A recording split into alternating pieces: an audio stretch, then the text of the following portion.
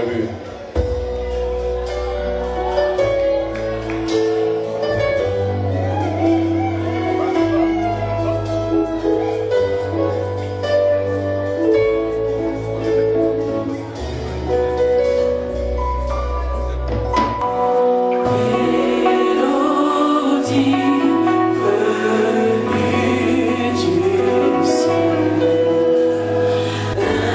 Chant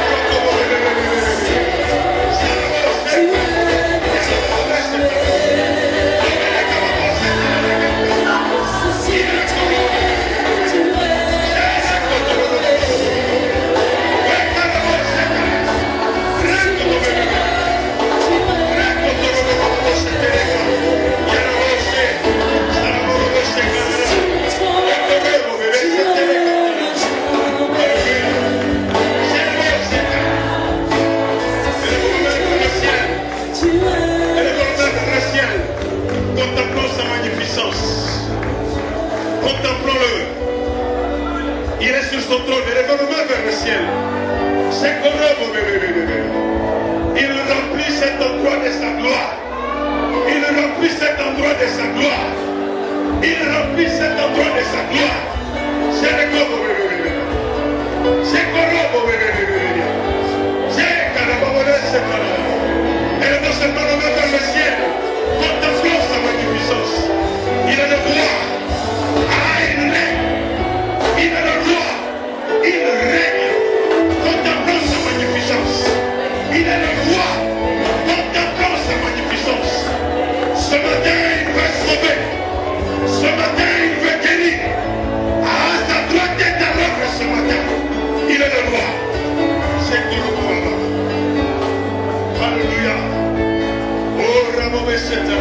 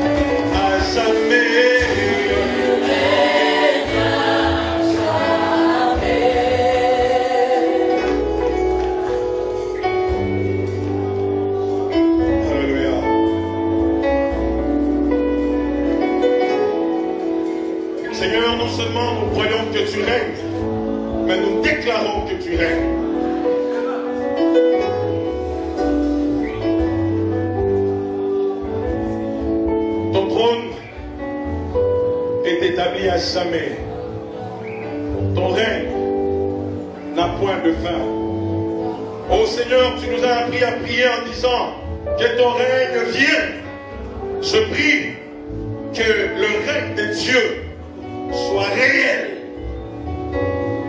à ces cultes. Seigneur,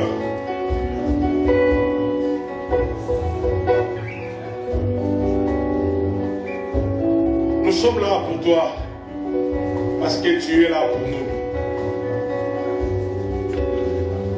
Si nous pouvons quitter nos maisons et venir à ces lieux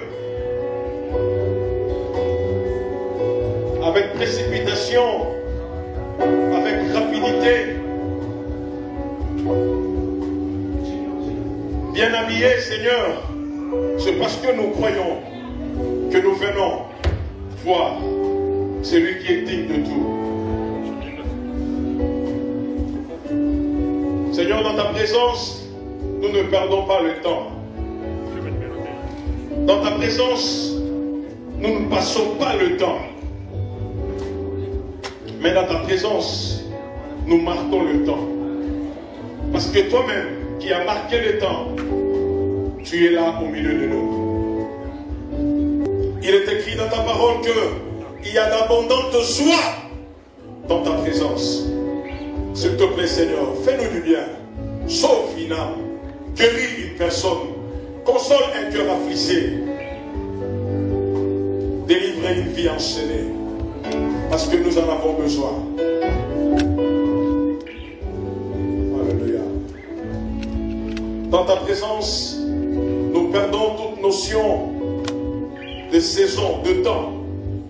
Nous sommes comme la verge d'Aaron, quand bien même sec, quand bien même sèche, mais dans ta présence, nous poussons, nous donnons vie et nous avons la vie.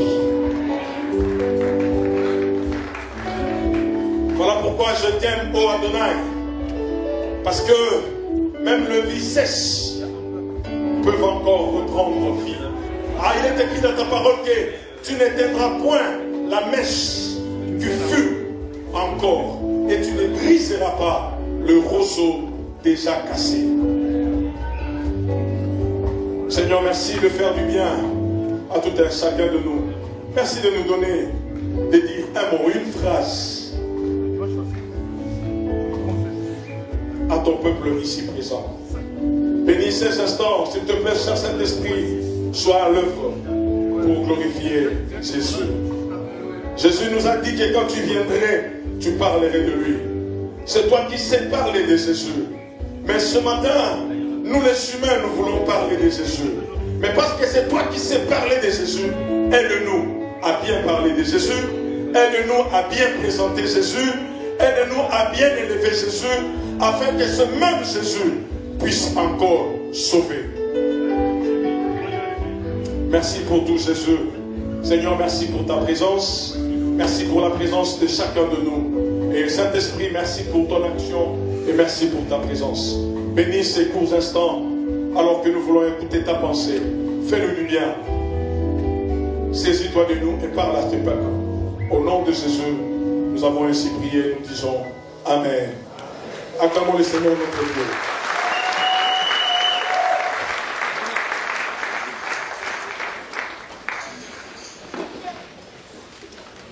Alléluia. Alléluia. Alléluia. Que le nom du Seigneur soit béni. Bien.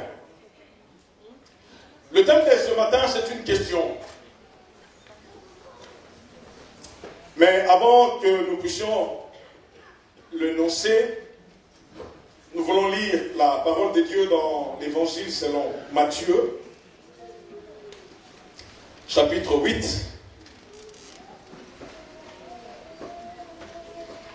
Versets 28 à 34.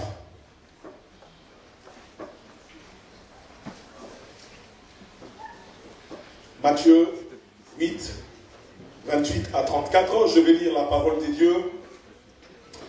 La Bible dit ceci. Lorsqu'il fut à l'autre bord, dans le pays des Gadaréniens, deux démoniaques sortant des sépulcres vinrent au-devant de lui. Ils étaient si furieux que personne n'osait passer par là. Et voici, ils s'écrièrent, « Qu'y a-t-il entre nous et toi, fils de Dieu? Es-tu venu ici pour nous tourmenter avant le temps ?» Il y avait loin d'eux un grand troupeau de pourceaux qui paissaient.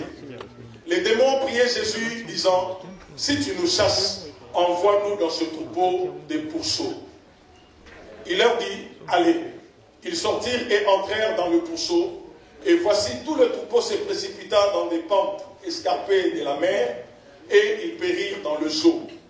Ceux qui le faisaient paître s'enfuirent et allèrent dans la ville raconter tout ce qui s'était passé et ce qui était arrivé aux démoniaques.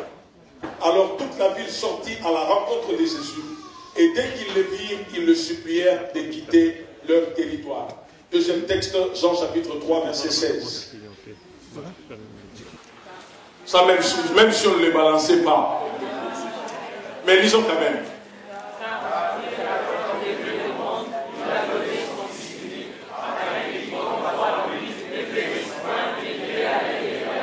Amen. Applaudissons le Seigneur et asseyons-nous.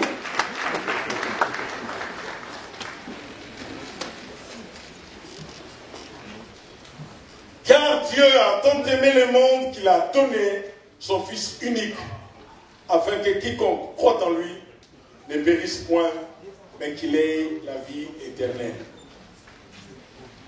Alléluia. Le thème, comme j'ai dit tout à l'heure, que le thème de ce matin, c'est une question. Pourquoi faut-il faire confiance à Jésus-Christ? Voilà le thème que nous allons exploiter, et nous allons essayer de répondre tant soit peu à cette question. Et nous allons prier, et nous saurons vraiment si ça vaut la peine de lui faire confiance. Mais avant de vous dire s'il faut lui faire confiance ou pas, nous allons écouter ce que les Écritures nous parlent de lui, et après, nous allons prier. Je peux vous garantir, aujourd'hui, alléluia, aucun démoniaque ne sortira de ces lieux démoniaques.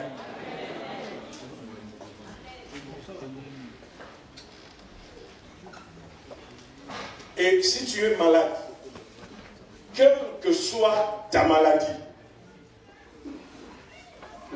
mon Dieu déplace les montagnes. Et il sauve avec. Voilà. Nous vivons un temps où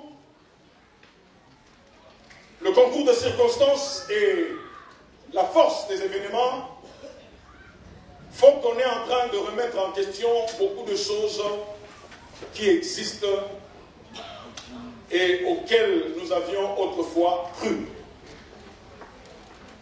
Et on est en train de nous pousser de plus en plus à ne plus faire confiance à ce Dieu qui a créé les cieux et la terre. Et il y a tellement de choses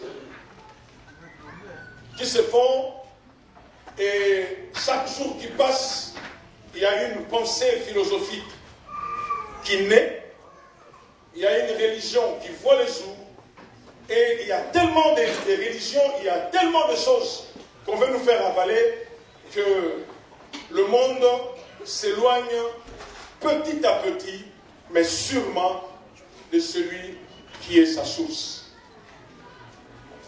Et nous avons jugé utile qu'il est temps que nous prenions le temps de présenter Jésus. Parce que, quel que soit ce qui peut nous arriver, la vérité est que Jésus est le Christ. Et la Bible nous permet de comprendre beaucoup de choses autour du nom de Jésus, autour de la personne de Jésus, autour de l'œuvre de Jésus et autour de tout ce qui se tourne autour du nom de Jésus.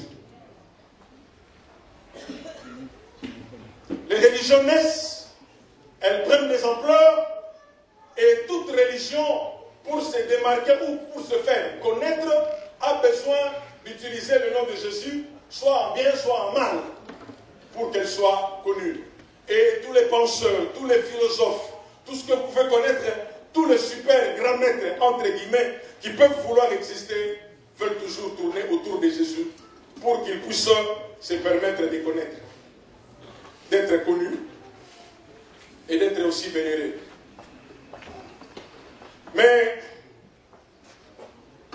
au-delà de tout, nous devons comprendre que la Bible, quand bien même elle cherche, le monde, quand bien même il cherche à ignorer la Bible comme étant la parole de Dieu, par rapport à tout ce que le monde est en train de faire, il revient à confirmer que la parole de Dieu est toujours la parole de Dieu.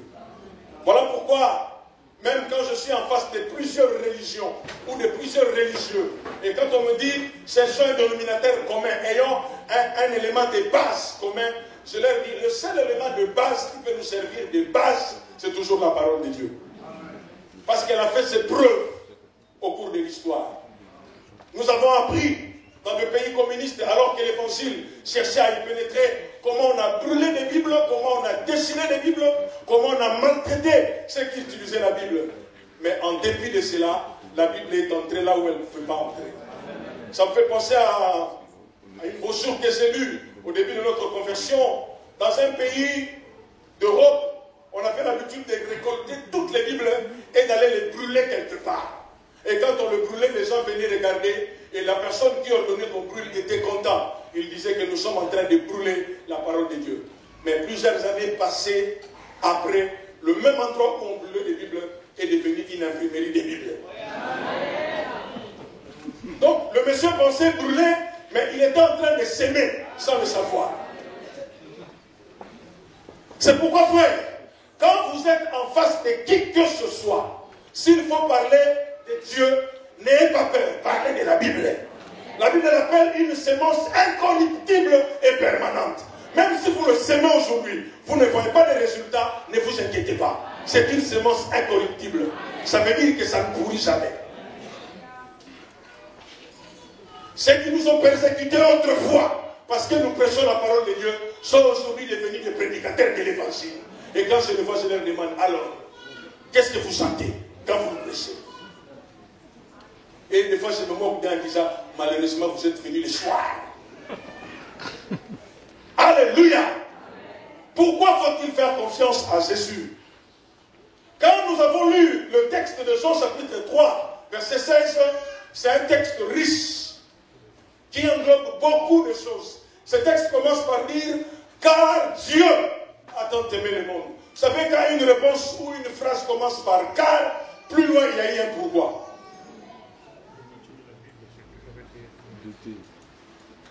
Alléluia.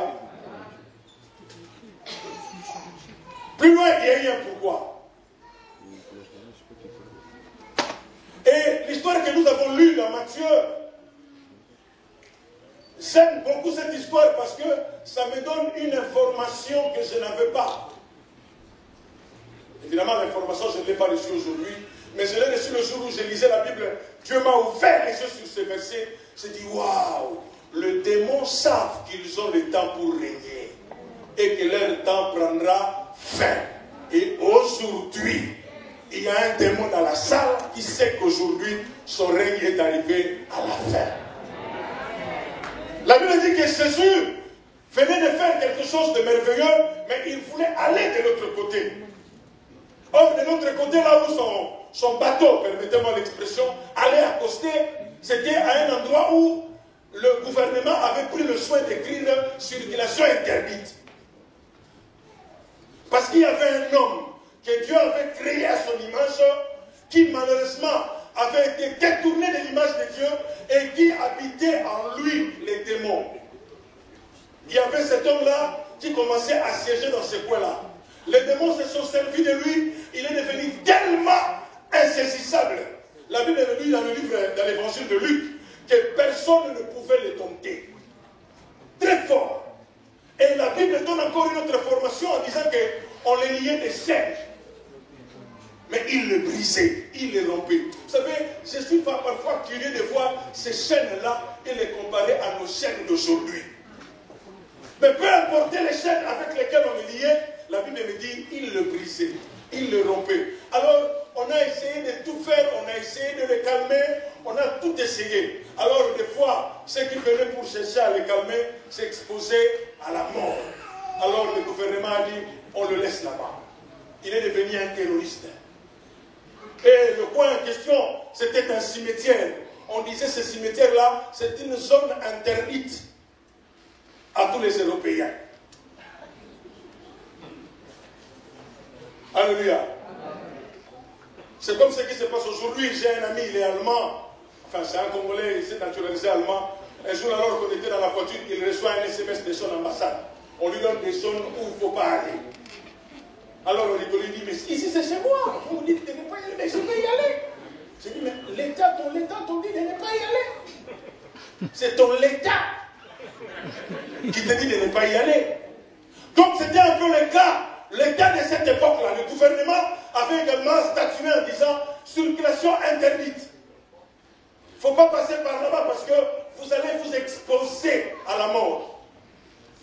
Et quand Jésus dit à ses disciples, allons de l'autre côté, je crois que Pierre, le disciple le plus remarquable, disait, maître, de l'autre côté où?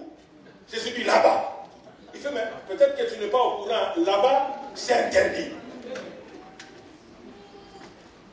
Jésus pouvait dire à Pierre, je suis le créateur des cieux et de la terre. Tout m'appartient. Je vais aller là où je vais. Alors, ils partaient.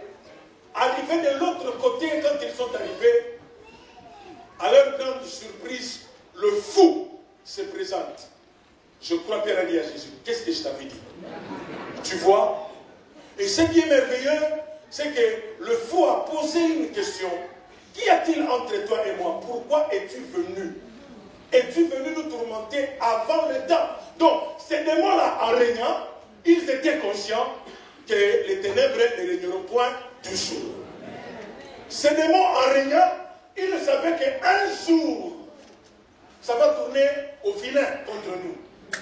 Ces démons, en régnant, ils savaient que leur vie, ils n'en avaient pas encore pour longtemps. Alors, mais ils savaient qu'ils vont encore vivre. Donc, ce matin, ces démons se disaient, bon, aujourd'hui encore, on va faire ceci avec notre instrument que nous avons, on va faire cela. Mais à leur grande surprise, c'est que dans le programme de Dieu, c'était le jour où leur règne devrait finir. Mais eux, ils n'étaient pas informés. Alléluia. Vous savez, j'ai pissé des démons parce qu'ils t'ont laissé venir à l'église aujourd'hui. S'ils le savaient, ils allaient t'empêcher par tous les moyens pour que tu ne viennes pas. Mais malheureusement, le programme de Dieu leur reste caché. La Bible dit qu'il y a de l'espérance pour tout celui qui vit. Même un chien vivant vaut mieux qu'un lion qui est mort. Il y a de l'espérance. La Bible dit, tout arrive également à tous. Donc si tout arrive également à tous, accepte avec moi que ce qui t'arrive puisse t'arriver. Accepte avec moi que la maladie que tu as puisse être ta maladie. Accepte avec moi que les souffrances que tu vis, que tu puisses les vivre. Accepte avec moi que la situation que tu vis soit normale. Parce que tout arrive également à tous. Mais cependant, pour tout celui qui vit, il y a de l'espérance. Donc, dans ce pays, il y avait un problème. Ils ont perdu un cimetière, un espace. Et cet espace était devenu comme un lieu aride. On ne peut pas y aller, on ne peut pas passer par là, on ne peut pas faire ceci. Non seulement le gouvernement a perdu une partie de son territoire, mais aussi une famille a perdu un frère. Mais le frère en question n'était pas mort. Il vivait. Mais quelle vie de misère. Et Jésus débarque là-bas.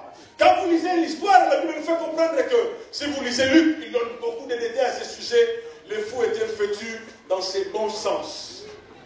Et la famille pouvait dire que lui, c'est notre frère. Et le territoire qu'on ne pouvait pas fréquenter était devenu un endroit où on pouvait venir et voir ce qui s'est passé. Dieu a tant aimé le monde. La première des raisons pour laquelle il faut faire confiance à Jésus aujourd'hui, c'est parce que Jésus, il est le Seigneur de tout. Voilà pourquoi il ne pouvait pas s'empêcher d'aller là où c'était interdit. Parce que le ciel lui appartient, la terre également lui appartient.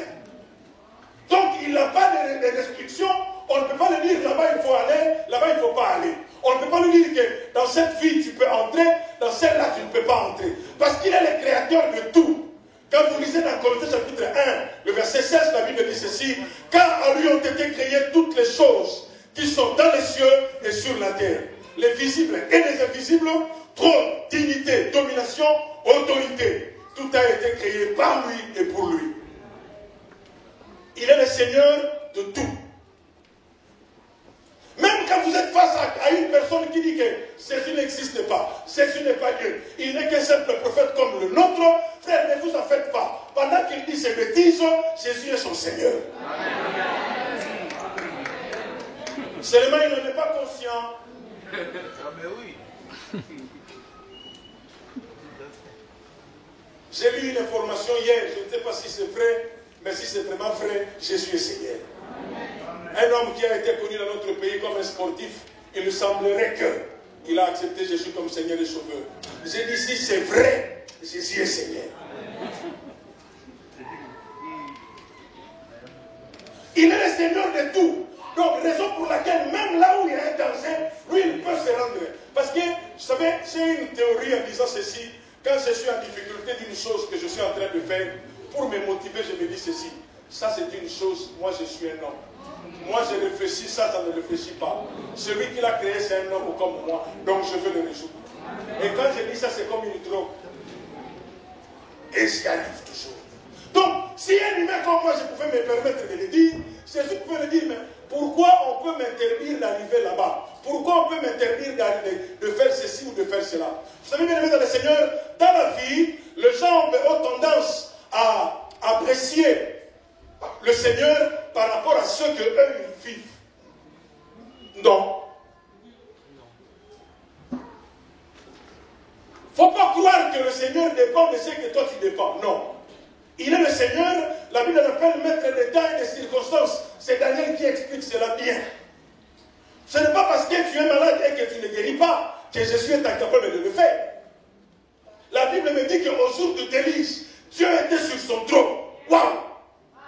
Pendant que les gens pleurent, les gens crient, Noé, viens nous ouvrir la porte. Pendant que les gens courent à gauche, à droite, Dieu est assis sur son trône. On aurait pu dire que Dieu n'est pas au contrôle de la situation. Non, il contrôle. Amen. Et j'aime ce verset, la Bible dit qu'au jour du délice, Dieu était sur son trône. Et la Bible paraphrase en disant, sur son trône, Dieu règne. Comprenez que Jésus-Christ est le Seigneur. Vous savez, depuis un certain temps, j'ai appris une théorie. Tout vient d'une source, et tout ce qui vient d'une source doit retourner à sa source. Parce que nous sommes venus de Dieu, nous sommes également appelés à retourner à Dieu, parce qu'il est le Seigneur de tout. Vous savez, la Bible nous fait comprendre sur l'origine de la création. C'est l'origine de trois choses, du poisson, de l'herbe et de l'homme. Le poisson est venu de l'eau, l'herbe est venue de la terre, mais l'homme est venu de Dieu. Quand Dieu créait, Dieu disait que la terre produise toutes sortes de verdures. La terre a produit. Quand il était question de créer le poisson, la Bible dit, Dieu dit que les eaux produisent toute espèce de poissons. Mais quand il était question de créer l'homme, Dieu a dit, faisons l'homme. En d'autres mots, que Dieu produise l'homme. Et l'homme fut. Donc, quand déjà je comprends que l'homme vient de Dieu, il vaut également la peine que cet homme qui vient de Dieu puisse toujours revenir à son Dieu. Parce que toute semence, ou bien, voilà, toute semence qui est soustrait ou extrait de sa source, ne vivra pas longtemps. Alléluia. Amen. Je suis le fils d'un pêcheur, je suis moi-même pêcheur. Je connais les poissons. Prenez un poisson, si gros soit-il, amenez-le ici. Mettez la climatisation ou le chauffage pendant qu'il fait froid. Dites au poisson, ici vous êtes bien, c'est dans la maison de Dieu. Dieu viendra vous visiter. Au bout de quelques heures, le poisson mourra. Pourquoi? Parce qu'il n'est pas dans sa source. Amen.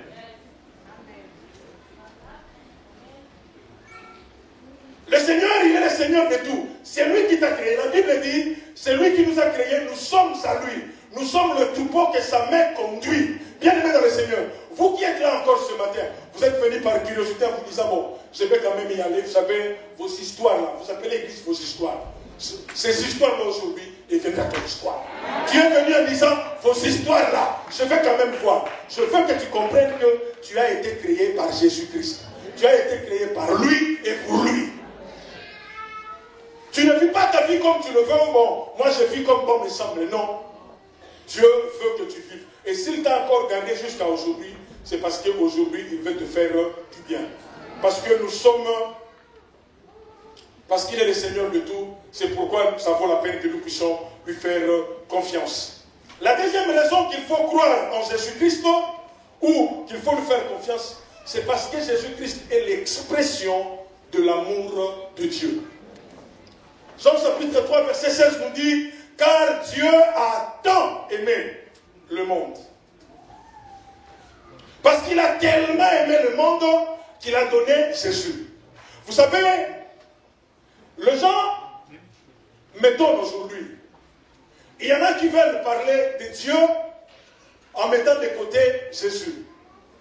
C'est leur droit. Il y en a qui veulent atteindre Dieu en mettant de côté Jésus. C'est leur droit. Il y en a qui veulent que Dieu puisse résoudre le problème que nous avons dans ce monde en mettant de côté Jésus. Vous savez, bien aimé, je voudrais vous faire comprendre qu'en mathématiques, tout problème a une solution. Et pour qu'un problème devienne une solution, il y a une formule qu'il faut respecter. Tout ce que nous vivons aujourd'hui, Dieu le connaît. Toutes les difficultés que nous voyons aujourd'hui, les maladies, les guerres, tous ces problèmes-là qui existent aujourd'hui, Dieu le connaît. Et la solution, la meilleure que Dieu a trouvé à donner, c'était de donner son Fils Jésus-Christ. Il est l'expression de l'amour de Dieu. Et à ce titre, Jésus-Christ nous épargne de la colère à venir de Dieu. Qu'est-ce que ça veut dire? Vous savez, quand les disciples étaient avec le Seigneur à la montagne de la transfiguration, la Bible dit, une voix s'est fait entendre, celui-ci est mon fils bien-aimé, écoutez-le. Et une autre version dit, celui-ci est mon fils bien-aimé en qui je mis mon affection, écoutez-le.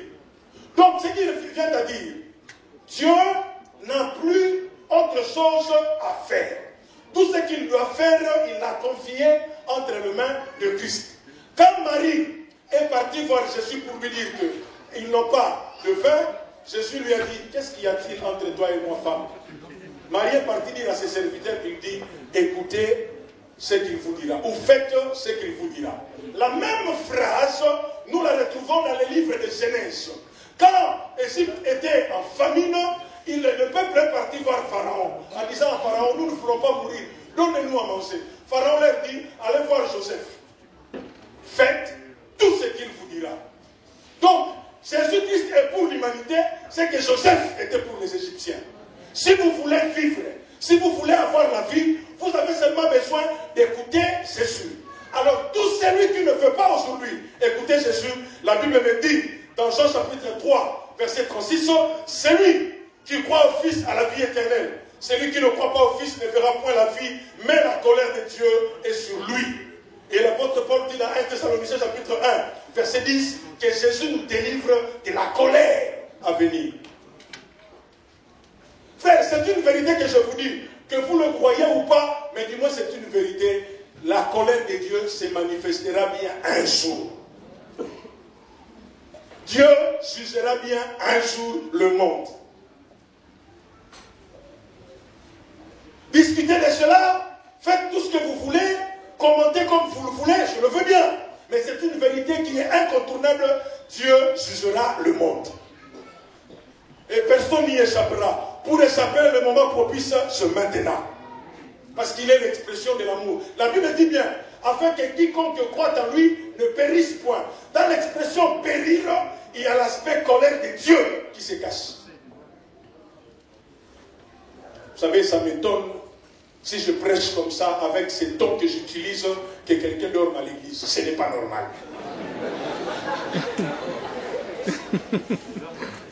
Je vous l'ai dit, ce n'est pas normal. Mais ce n'est pas grave. Ça deviendra normal après quelques minutes.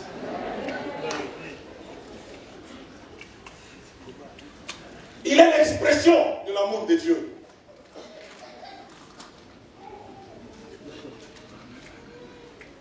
Dieu a tellement aimé le monde qu'il a donné son Fils unique.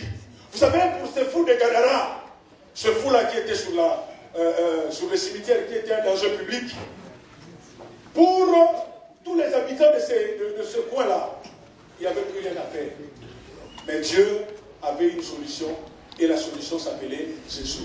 C'est pour cela que même quand on disait, là-bas il ne faut pas y aller, quand les disciples disaient, maître, il ne faut pas y aller, Jésus pouvait leur poser la question, mais pourquoi vous avez peur? Moi, je veux y aller. Et quand Jésus va là-bas, ce n'est pas qu'il n'est pas au courant, il est au courant que là-bas, il y a une fille qui est en danger. Mais comme sa mission, c'est de libérer ceux qui sont sur la prise du diable, il devait aller également là-bas. Quand vous lisez Jésus qui parle dans Luc chapitre 4, quand il parle de l'Esprit du Seigneur est sur moi, Jésus énumère 6 raisons pour lesquelles Dieu lui a donné l'onction. Il énumère 6 raisons. Donc comme pour dire qu'il a reçu l'onction pour subvenir aux besoins de l'homme. Nous avons besoin de savoir que Jésus est l'expression de l'amour de Dieu. Donc quand les gens se plaignent que si vraiment Dieu existe, si vraiment Dieu est là, si vraiment Dieu me connaît, si vraiment Dieu, oui. Mais le problème c'est que Dieu a donné une solution, mais l'homme a voulu passer outre. Quand Dieu a donné son fils, l'homme a créé la religion. Vous savez, pour les hommes, c'est très facile. Vous savez, il y a quelques jours passés, le monde était en ébullition parce que les scientifiques ont voulu envoyer quelque chose pour savoir d'où vient l'origine de la vie. À la radio, à la télé, on parlait de cela. La sonde, comète, qui était partie à l'espace. Et les hommes de sciences étaient en ébullition, ils disaient waouh. Et j'ai suivi un monsieur du centre de recherche nucléaire de Paris. Il dit, quand il va arriver là-bas, il va nous donner des informations sur l'origine de la vie. Alors j'étais avec mon neveu, j'ai dit, comment moi, cet appareil-là au ciel, là où il l'a envoyé, il ne va pas bien fonctionner. Il me dit, mais oncle, pourquoi tu es comme ça? J'ai dit, parce que la vie c'est Dieu. Alors il dit, c'est très simple pour les scientifiques. J'ai dit, mais voilà. C'est seulement tellement simple que les gens ont du mal à croire. Vous savez, si je vous donnais une équation ici, x, y carré multiplié par alpha delta, tu vas être au sérieux pour calculer. Mais si je te dis, dis-moi, 1 fois 1 égale combien? Tu vas faire 1 fois 1. Ou s'il faut dire ça mieux, 1 fois 1. Évangile, tu es sérieux là? Mais c'est tellement simple que tu te dis que non, ça ne peut pas être comme ça. Alors, la Bible me dit que la vie vient de Dieu. C'est tellement simple que les hommes de science ne veulent pas croire. La sonde comète est partie. Donnez-moi la suite aujourd'hui. Il n'arrive pas à se fixer. Il est tombé. Il attend que le soleil tourne pour qu'il soit alimenté. Si seulement vous avez compris que la vie venait de Dieu. Amen. Amen. C'est la science. Je veux que la science progresse. Mais progresser en ayant la raison avec vous. La sonde. Elle est partie sonder et elle ne sonde plus. Jésus-Christ est l'expression de l'amour de Dieu. C'est tellement simple que Dieu t'aime. Ça paraît trop simple. Les gens veulent qu'on leur repose des choses, la pénitence, porter la croix, faire ceci, faire cela. Il faut donner les offrandes. Il faut... Mes frères, c'est simple. Dieu vous aime. En 2003, on nous a amené un enfant qui avait la sorcellerie ici en France. Alors on nous dit, bon, vous qui prêchez les miracles, voilà un enfant qui a la sorcellerie. On a discuté avec le petit. J'ai dit à sa maman, bon, écoute, revenez le mercredi à notre culte de mercredi miracle. Alors la maman me dit, il faut que j'apporte quoi? Je dis rien. Tu viens seulement avec l'enfant. Elle est partie, elle revient. Je ne porte rien. Je dis, non, rien, tu viens avec l'enfant. Il fait, celui qui est dans l'Afrique là-bas, qui est sorcier, on a demandé des tonnes, on a demandé du lait, on a demandé du sucre, on a demandé aussi l'argent, mais vous ne demandez rien. Alors, un frère qui est avec moi, il dit, il faut bien aider cette soeur. Alors, j'ai cherché à savoir qu'est-ce qu'il faut lui dire. J'ai dit, écoute, nous travaillons sur base de résultats. Amène-moi d'abord l'enfant. Quand il sera guéri, je vais te donner la facture. Alors, elle était d'accord. On a fait un programme. Bref, le Seigneur a fait que cet enfant a vomi des choses incroyables et au final, l'enfant est devenu normal. Alors je dis à maman, maintenant aujourd'hui, on parlera facture. Alors quand je lui dis on parlera facture, bon, après avoir compris beaucoup de choses, il fait, hey, l'évangéliste, on a reçu gratuit ou non gratuit. J'ai dit non. Tu as dit c'est tellement facile, il faut que tu payes. Donc c'est comme ça que les gens fonctionnent. Les gens veulent qu'on leur dise si tu fais la délivrance, par séance de délivrance, 500 €. Le jour qu'on va instaurer ça ici, tu seras des millionnaires maman. Des fois quand nous recevons les gens qui nous disent ce qu'ils ont vécu, non, j'étais dans telle église, pour ma délivrance, on m'a demandé 500 € par séance. Je fais 500 € par séance. Mais quand tu arrives ici, on te dit 100 € pour la salle, tu boudes. Mais 500 € par séance, tu avais payé. C'est tellement simple. Dieu a tant aimé le monde. Mais Dieu, pourquoi tu donnes ton fils? Il dit non, mais je ne peux pas. Parce que ces gens-là, je les aime. Je ne peux pas voir cet homme-là croupir dans la misère. Je ne peux pas voir cette femme-là vivre cette fille-là. Je ne peux pas voir cette jeune fille-là vivre ce qu'elle vit. Je l'aime tellement. Elle a du prix à mes yeux. C'est pour ça que cet homme s'est su. Mais pour les hommes, c'est tellement facile. Ah, évangéliste, avec tout ce que j'ai fait. Tu crois que Dieu vraiment me pardonne? Mais qu'est-ce que tu veux que je te dise de plus? C'est tellement facile. Tu as tellement, la Bible dit ceci, que la mort de ceux qui l'aiment a du prix aux yeux de l'Éternel. Et non seulement ceux qui aiment Dieu, mais aussi l'homme a un prix aux yeux de l'Éternel. Pourquoi l'homme a du prix aux yeux de l'Éternel? Parce que quand Dieu a créé l'homme, il s'est investi dans l'homme. La Bible dit que Dieu a formé l'homme, mais après il a soufflé dans ses narines. Et la Bible précise en disant, et l'homme devint une âme vivante. Donc pour que l'homme vive, Dieu était obligé de s'investir. Voilà pourquoi le Seigneur te cherche. Voilà pourquoi hier tu as reçu une invitation. Voilà pourquoi on t'a invité en disant viens prier avec nous. Parce que Dieu a investi en toi. Donc Dieu a du mal à voir que le souffle qu'il a mis en toi est en train de sillonner à gauche, à droite et dans le péché. Donc quand tu fumes, tu aspires la fumée et tu dégages dans les narines comme la cheminée de Sécamine, ça fait mal à Dieu. Tu as tellement du prix aux yeux de l'Éternel que Dieu a mis tout en marche pour qu'il puisse te libérer. Jésus, il est l'expression de l'amour de Dieu. Pourquoi? Parce que Dieu t'aime, c'est tout. Alléluia. Vous savez, il faut vivre ce que nous on a vécu pour comprendre qu'il fallait seulement et simplement Jésus. Il n'y avait pas d'autre chose. Il fallait seulement simplement Jésus. Il fallait frôler la mort comme nous l'avons frôlé pour comprendre qu'il fallait simplement et purement Jésus. Une autre raison qui fait que il faut faire confiance à Jésus parce qu'il est le seul qui sauve.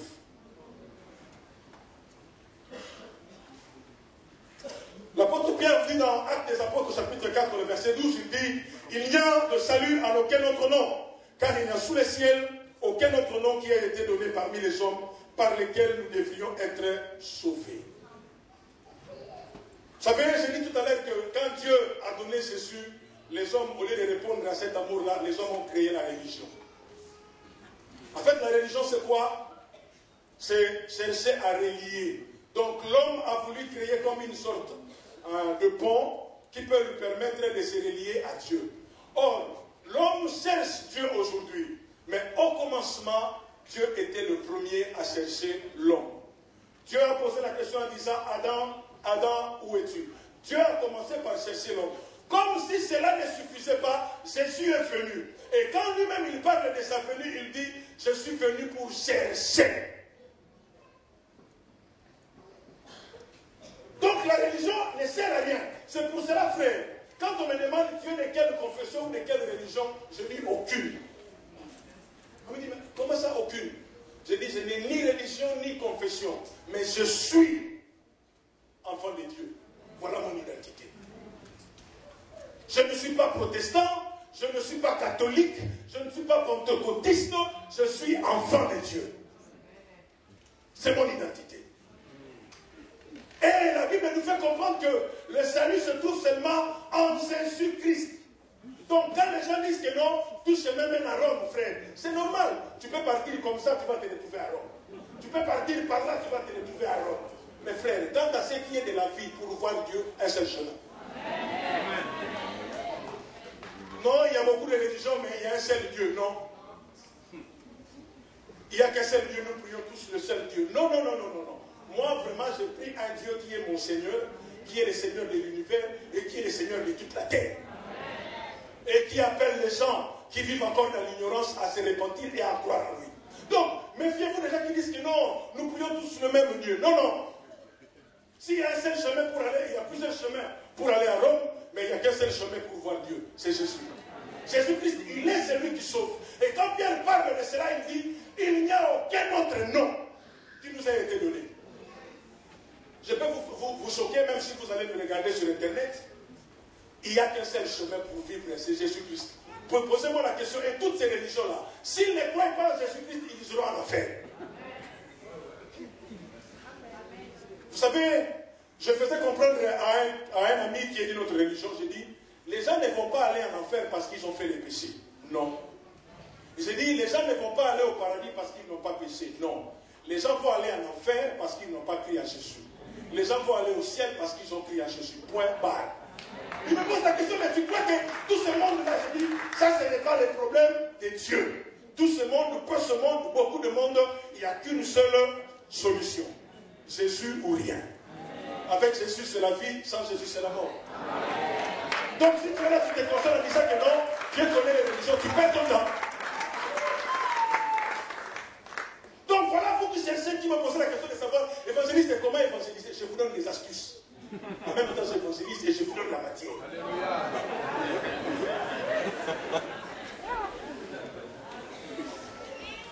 Alléluia. Quand nous disons qu'il est celui qui sauve, nous allons parler de quelque chose, après nous allons prier.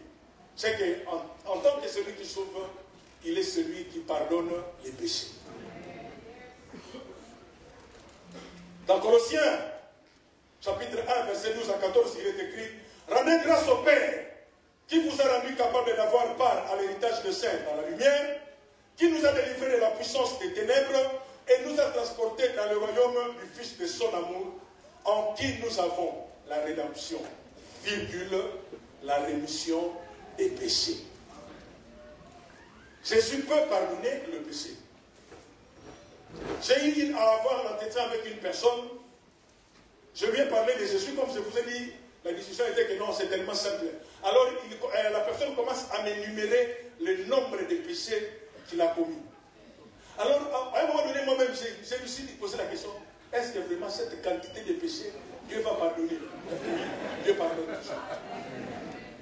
Tu peux avoir avorté 4567 fois.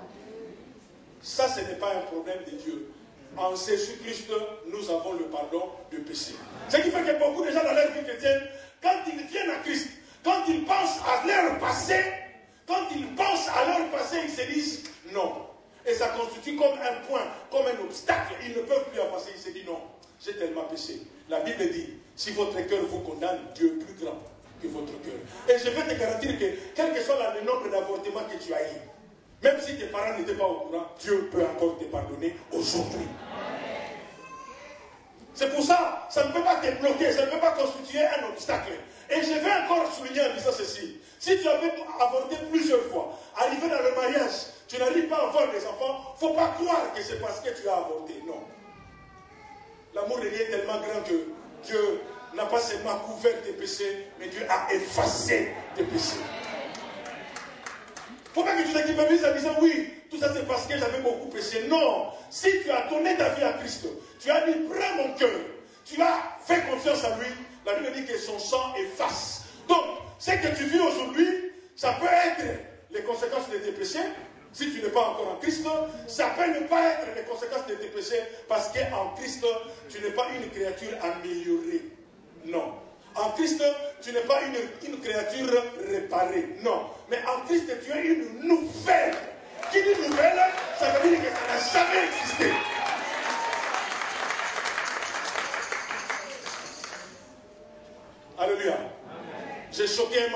famille.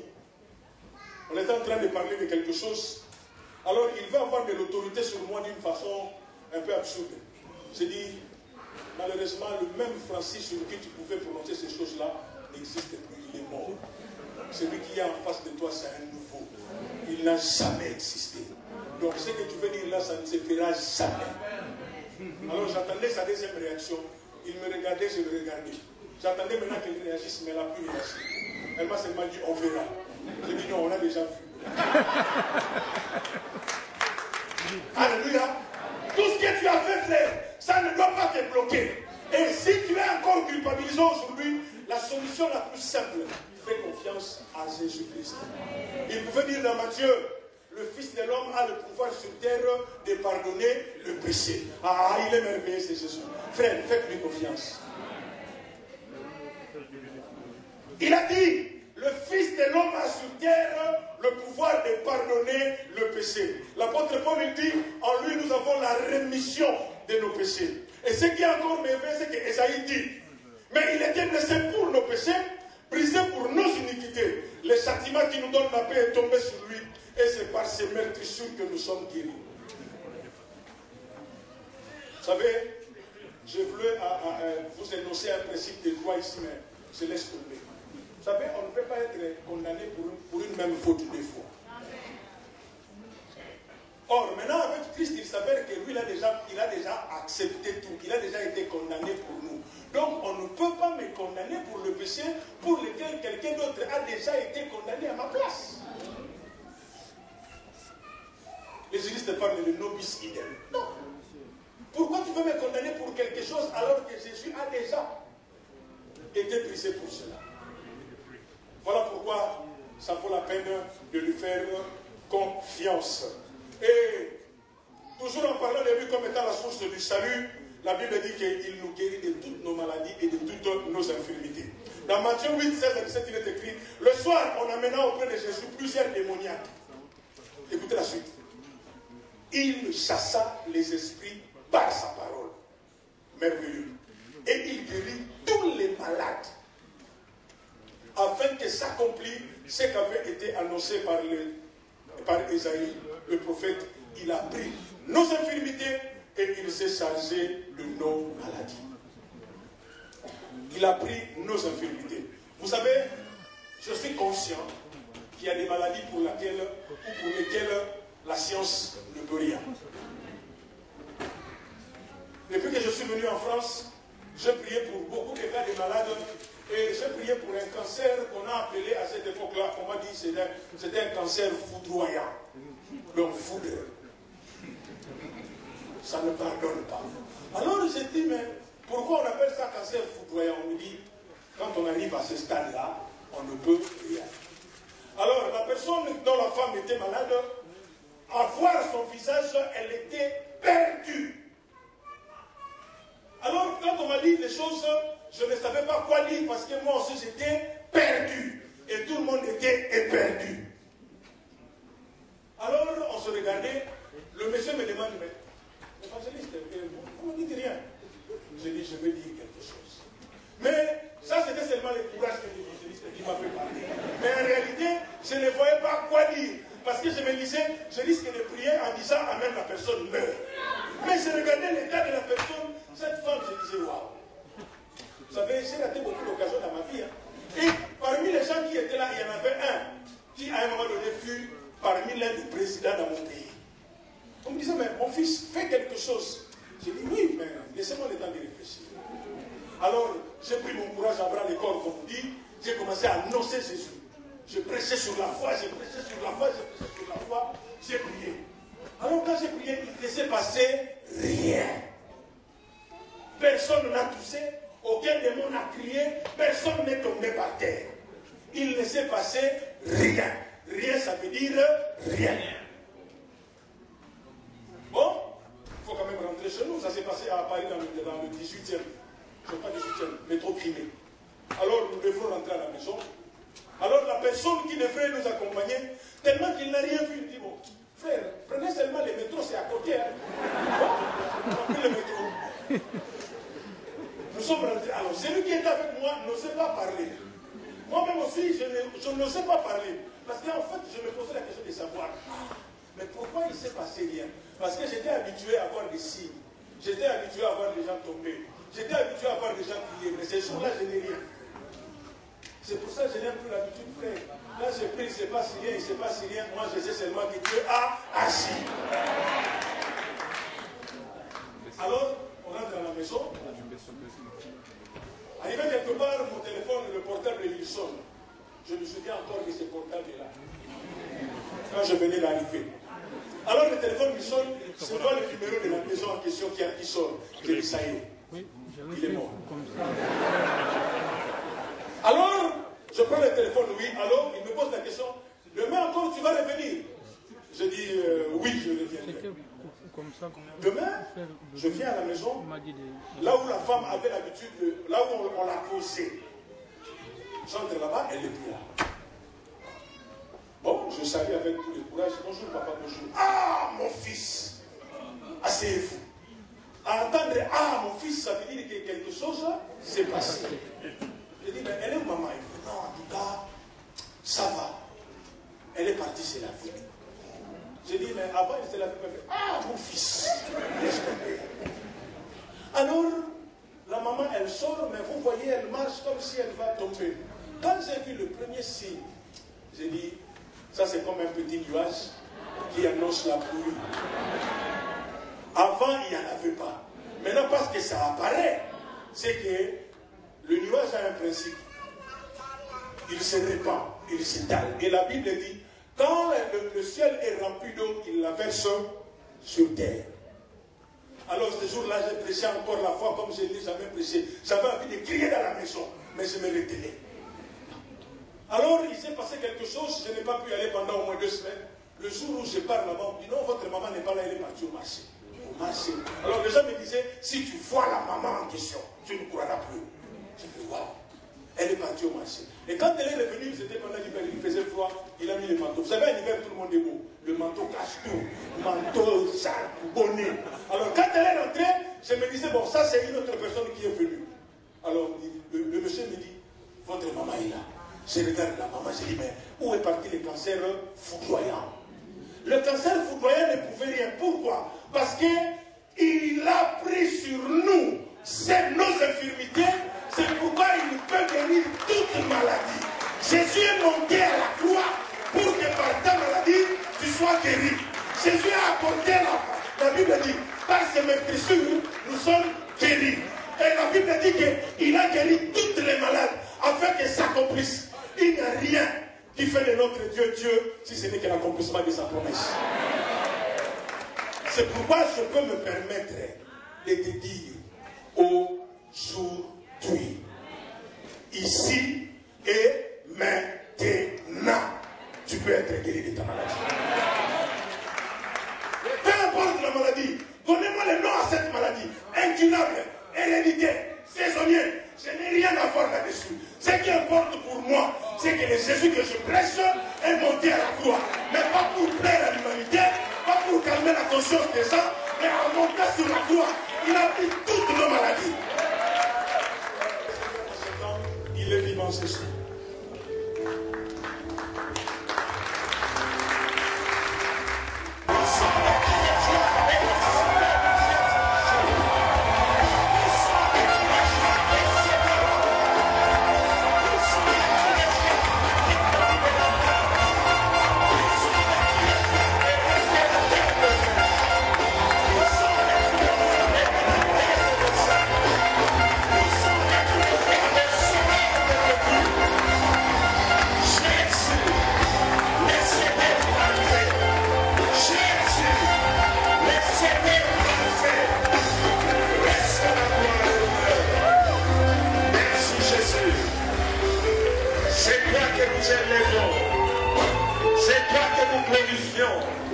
C'est toi que nous exaltons, Jésus-Christ.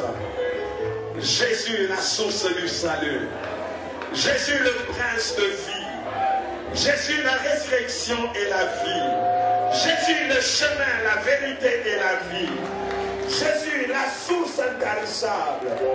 Jésus, C'est toi que nous élevons, c'est toi que nous glorifions.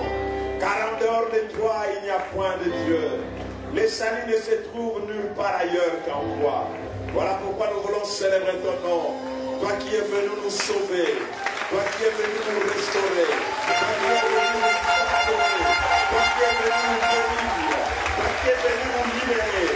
Jésus le Rédempteur, Jésus le guérisseur, Jésus le libérateur, Jésus le sauveur, Jésus l'admirable, Jésus l'incomparable, Jésus l'imbattable, Jésus l'inégalable, Jésus l'insondable, Jésus, reçois notre louange, reçois la gloire, reçois l'honneur, reçois la puissance. Le monde n'a pas besoin de savoir un autre nom. Le monde n'a pas besoin de connaître un autre nom. Seul le nom de Jésus. C'est toi le Sauveur. Le nom merveilleux de Jésus. Reçois la gloire et l'honneur. Nous t'aimons et nous te bénissons. Nous t'exaltons et nous te magnifions. Sois béni, Seigneur. Merci. Merci pour ce beau et merveilleux nom de Jésus. Merci à toi, le consolateur de cœur brisé. Merci à toi, le guérisseur des malades, le libérateur des captifs, la joie des affligés, l'abri des sans-abri. Jésus, merci pour ta présence, merci pour ta parole. Il n'y a personne d'autre. C'est pourquoi nous ne voulons chanter que toi. Nous ne voulons prêcher que toi. Nous ne voulons proclamer que ton nom. Nous ne voulons crier que ton nom. Nous voulons proclamer cela parce que tu es le seul et le véritable. Merci Jésus. Tu as sauvé nos âmes. Tu as changé nos vies. Tu as guéri nos corps. Tu as libéré nos âmes. Nous te sommes reconnaissants et nous voulons te bénir en ces derniers dimanches de l'année. Nous te sommes vraiment reconnaissants. Béni soit ton nom. Merci. Merci Seigneur. Te bénir pour ce dernier dimanche de l'année.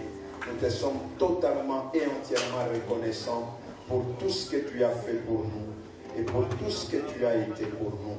Nous pouvons dire, comme les islamistes l'ont dit, le Seigneur a fait pour nous de grandes choses et nous sommes dans la joie.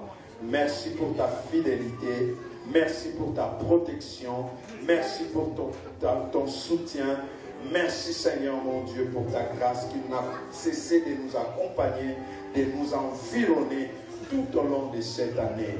Que tout l'honneur, la gloire et la puissance te reviennent pour ta fidélité et ton amour manifesté jour après jour. Nous sommes à la fin de ce culte, Père. Nous voulons te recommander la nuit du 31, te demandant de nous manifester encore ta grâce et de nous faire beaucoup du bien. Que ce soit un moment de joie et d'allégresse, un moment de célébration, un moment de reconnaissance. Ô Dieu de gloire, nous nous recommandons entre tes mains. Veuille bénir cette semaine qui s'ouvre devant nous. Que ta grâce accompagne chacun d'entre nous. Que nous soyons tous sous la haute protection de Dieu, les jours comme la nuit, à chaque heure et à chaque instant. Que ta grâce nous environne. Que ta main puissante, cette main protectrice, soit posée sur chacun d'entre nous pour l'honneur et la gloire de ton Seigneur. Merci pour tout. Sois honoré et sois glorifié. Que la grâce de notre Seigneur Jésus-Christ, l'amour de Dieu le Père et la communion du Saint-Esprit demeurent sur chacun d'entre nous. Allons en paix au nom de Jésus. Amen. Que Dieu vous bénisse.